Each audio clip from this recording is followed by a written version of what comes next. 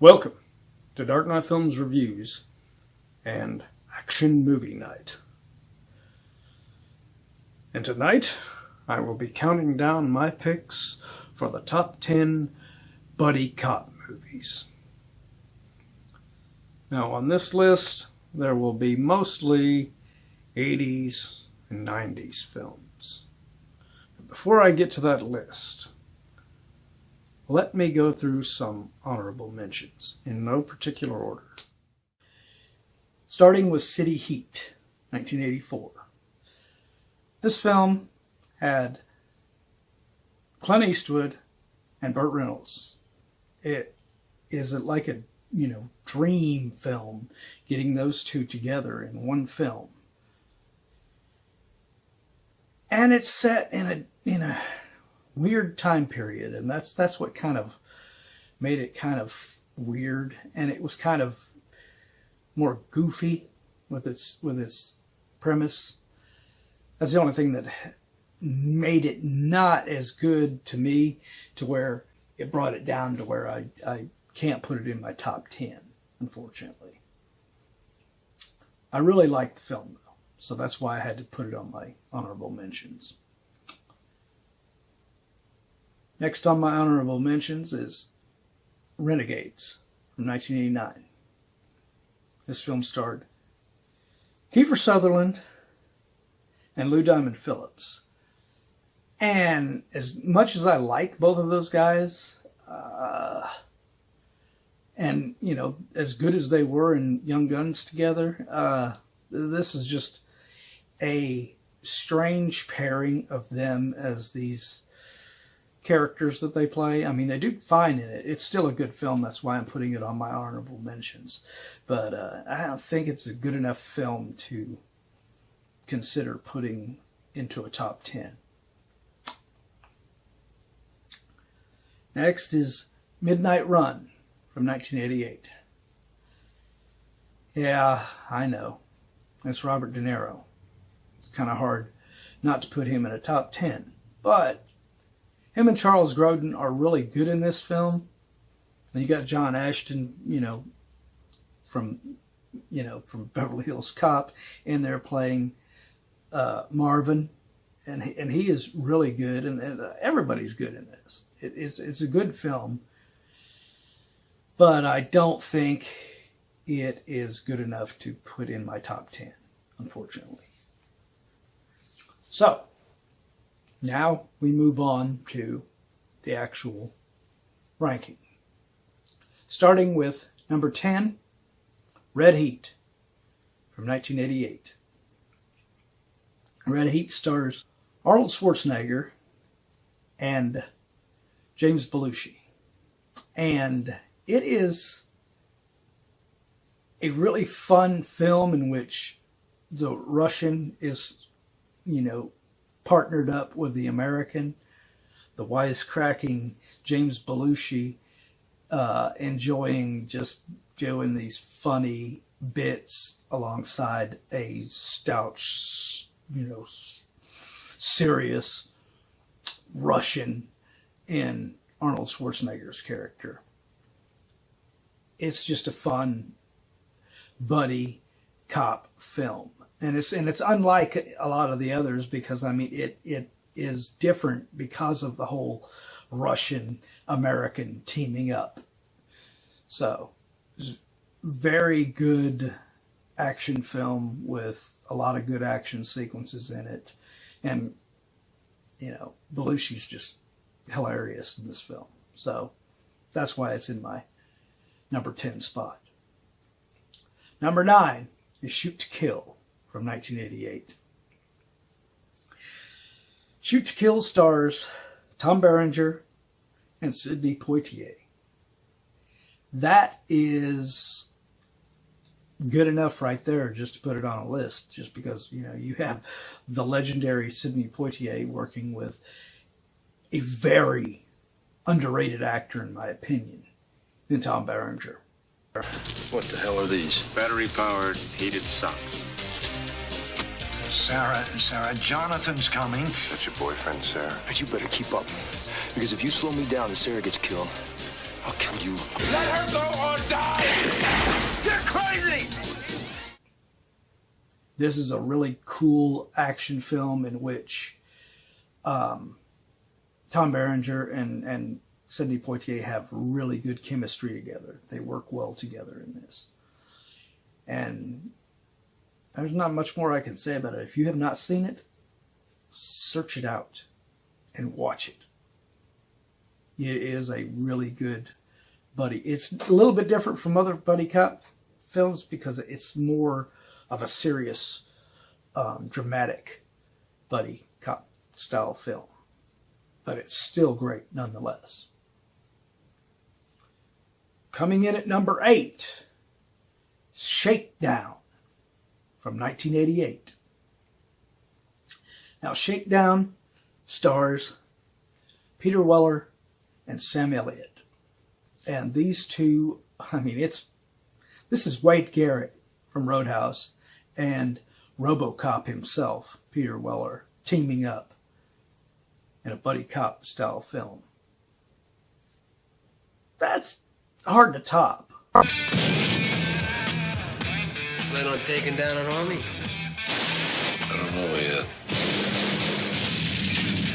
Hang on tight, partner. Oh, I see. The ride gets rougher than this. You betcha. That is good. That is just fun.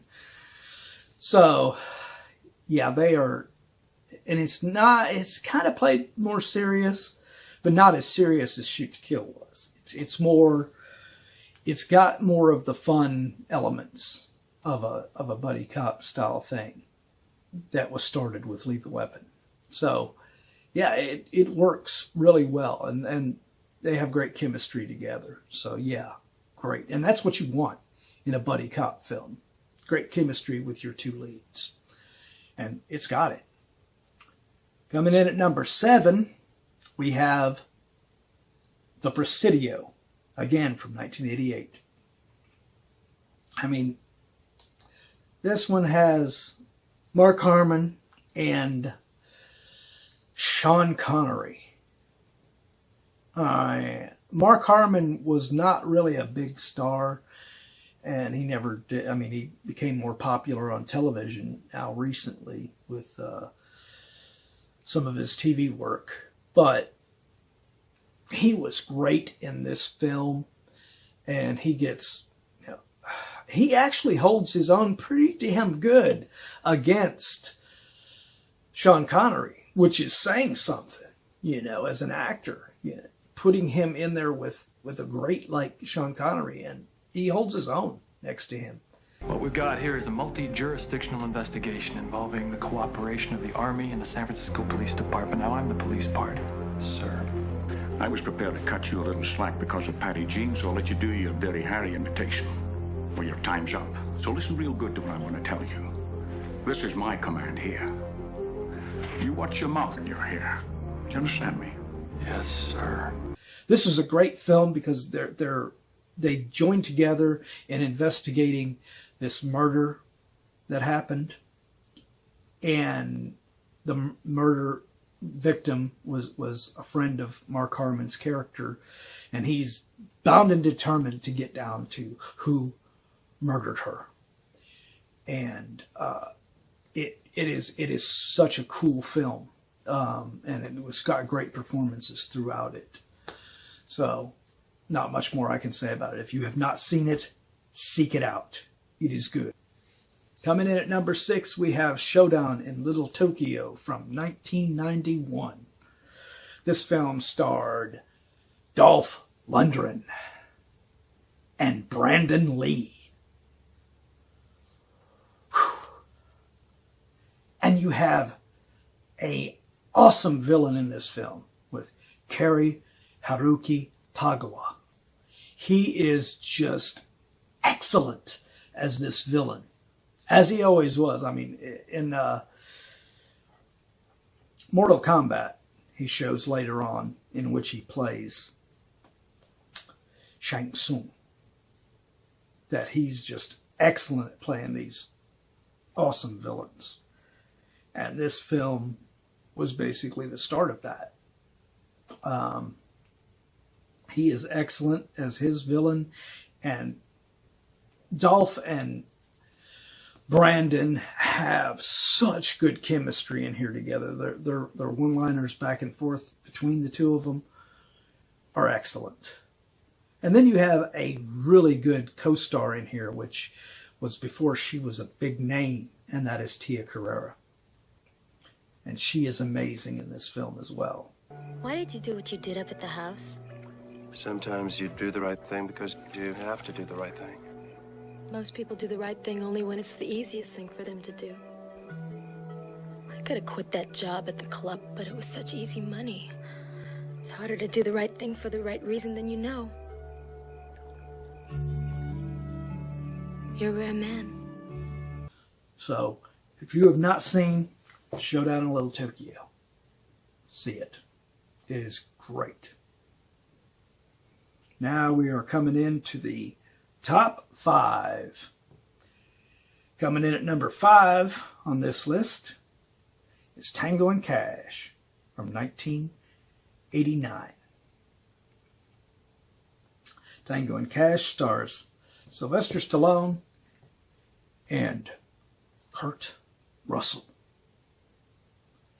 You have Rambo and Snake Plissken in the same film. How can that not be gold? You even have Sylvester Stallone making fun of his Rambo character. Who the fuck you think you are? He thinks he's Rambo. Rambo is a pussy.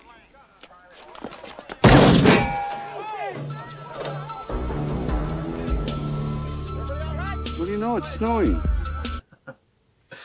This film, I mean, these two have such good chemistry. I just wish they would have done more together. Whoever set us up is really connected. What are you doing? What are you doing? What are you doing? Relax. Soak. And don't flatter yourself. They were... It angers me that this film, when it came out, it wasn't a hit. Because, I mean, you have such good villains in this film. You have Jack Palance as the lead villain. I think we must take some action. There you go, thinking again. That's going to be the cause of your downfall. Try to control your fear. These men are convicted killers and fugitives. They won't last long on the outside. Oh, Mr. Perret, we cannot rely on the police to take care of this matter. I insist. Don't insist! Insistent people make me angry. And one of his henchmen is Brian James. Brian James is just awesome in this thing. As this real creepy, sneaky little sniveling jerk of a character. And he plays him so good. Bollocks to plan, eh? I like this. The view's great up here. What'd he say? Plan A's a loser. Hold on. Give me a name, death brother. You're going back to fucking England in a fucking baggie. Up yours, also. You ain't worth a toss. Go on, drop me. So, if you have not seen Tango and Cash, where have you been? Get out there and watch it. It is excellent. Coming in at number 4, we have The Rookie from 1990. The Rookie stars, and I shit you not, Clint Eastwood and Charlie Sheen. This is Dirty Harry and Charlie Sheen together. This was Charlie Sheen, and before this, his big claim to fame was Platoon and The First Major League, I believe. So he wasn't as big a name at this point, but putting him alongside Clint in this buddy cop film, I mean, they were so good in this film together. You wouldn't have thought those two together would work so well, but they do. Good work, kid. Now read them their rights. The Rookie is a really cool action buddy cop film, and I enjoyed this one immensely. And that's why I put it as high on my list, because I mean, you've got. I didn't put City Heat on my list because of the weird thing. This is more of a modern kind of thing where they're modern detectives and stuff and everything in there. So it is really cool how Clint is a character that is mentoring this young rookie played by Charlie Sheen, and it just works so well. It is such a cool little action film. And they have really good chemistry together. So that's the key to making it to my list. If you have good chemistry, it's probably going to make my list. Coming in at number 3. We're in our top 3. And at number 3 is The Last Boy Scout from 1991. The Last Boy Scout stars Bruce Willis and Damon Wayans. This film, these two, as I understand it while it was shooting, didn't really get along. They didn't like each other, apparently. But it worked. They worked so well together, you would never thought it, because they have such good chemistry together. It works so well. I'm not a huge fan of Damon Wayans later on in his career, going on to do the things that he did. But in this film, he was really good. He was great acting alongside Bruce Willis. And then you have really great supporting cast with you have Danielle Harris playing Darian, his daughter, she is so foul-mouthed and so, I mean, if you were thinking of her in Halloween, from Halloween 4 when she played Jamie Lloyd, and you watch this film, you would be shocked that this is the same girl, because I mean, she was so... Chocolate chip, your favorite. I don't care. You're an asshole. She is great. She is one of the reasons that this movie is so fun, as well as the main villain. The two main villains, actually. There's two really standout villains in this thing. The first one is Noble Willingham, playing Shelley Marcone. He is so good in his role. It's Taylor Negrin, who, it's a shame he never did more than what he does in this, because he is so creepy and sinister in his role as Milo. So yeah, I mean, you have two great villains in this against two really cool heroes. And unlike most buddy cop movies, this is a weird one because you have a private investigator teaming with a drug-addicted former quarterback. So, yeah, it's different, but the writing in this thing is so good and is so well directed by Tony Scott. It is excellent. If you have not seen The Last Boy Scout, watch it now. You won't regret it. Coming in at number 2, rounding out our top 2, 48 Hours from 1982. This film with Nick Nolte and Eddie Murphy. Who would have ever thought that those two in a film could be as iconic as they are?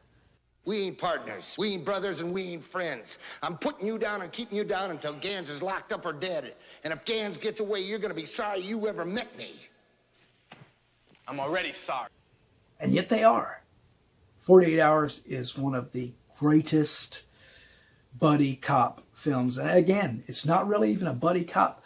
Nick Nolte's playing the cop with Jack Cates. Eddie Murphy is playing an ex-con with Reggie. And he is so funny in there. But I gave you 48 hours to come up with something and the clock's running. This guy got a real itchy trigger finger and he's a nervous cop. You better listen to him, you get your brain blown out. I'm the calm type. happening, Luther? I'm sorry about the door, man. Did that hurt? It looked real painful. But at the same time, he's serious. So Eddie Murphy walks the line of being funny, but also being really serious at moments. As soon as it get around, you protecting a car rather than the helicopter. God damn it! I'm gonna tell you something about this man. He's got more brains than you ever know. He's got more guts than any partner I ever had. But just cause you say it with conviction, it don't mean shit to me. Let's get out of here. And where the Christ do you think you're going? Don't you think you're being kind of hard on the guy? You go fuck yourself, convict!